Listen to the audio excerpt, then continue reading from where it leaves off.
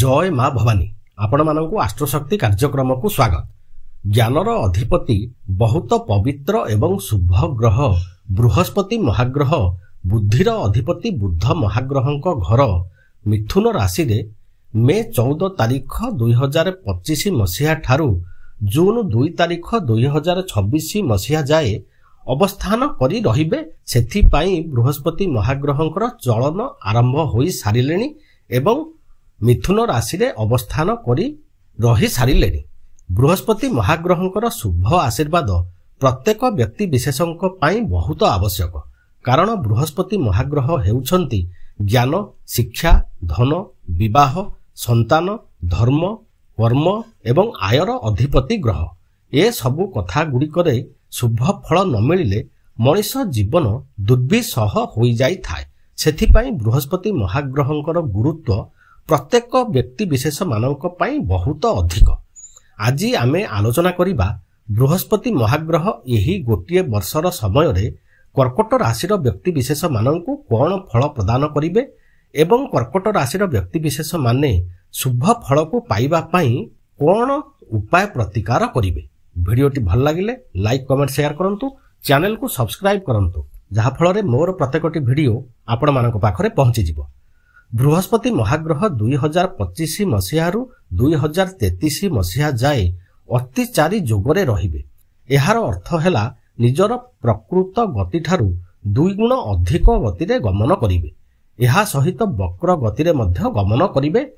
एही समय मध्य रे एही अतिचारी गति समय रे बृहस्पति महाग्रह मिश्रित फल प्रदान करिथांती। एहा आम शास्त्रर मत।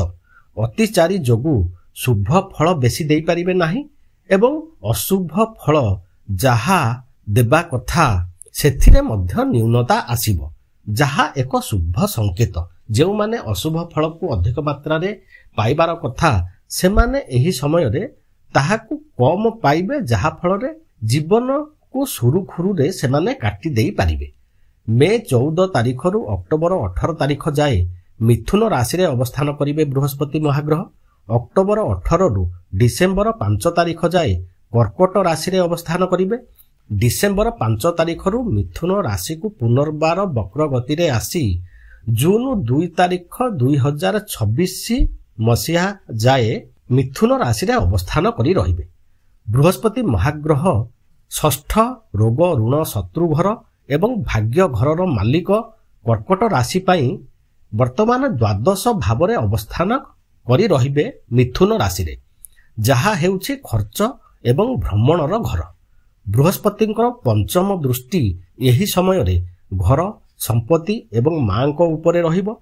सप्तम दृष्टि रोग ऋण एवं शत्रु मानक उपरे रहिबो। नवम दृष्टि कॉमन सेंस एवं गुप्त ज्ञान एहा सहित आयु उपरे मध्य रहिबो।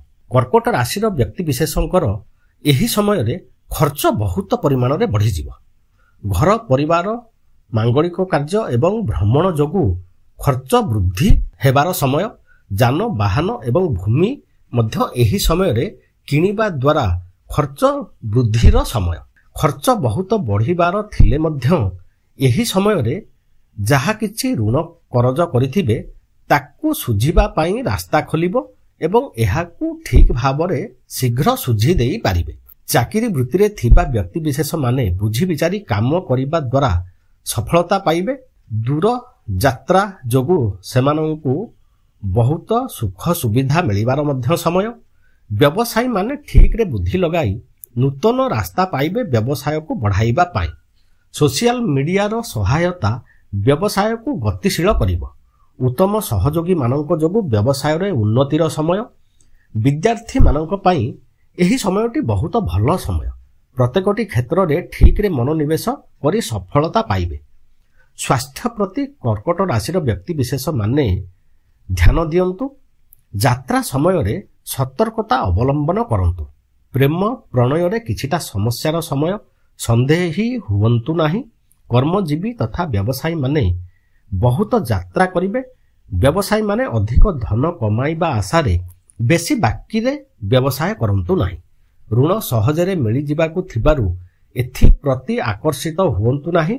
जहा ऋण करिवे सेथिरु बहुत व्यक्तिगत ଏବଂ ପାରିବାରିକ ଖର୍ଚ୍ଚରେ ଚାଲି ଯିବାକୁ ଥିବାରୁ ଏଥିପ୍ରତି ସତର୍କ ରୁହନ୍ତୁ।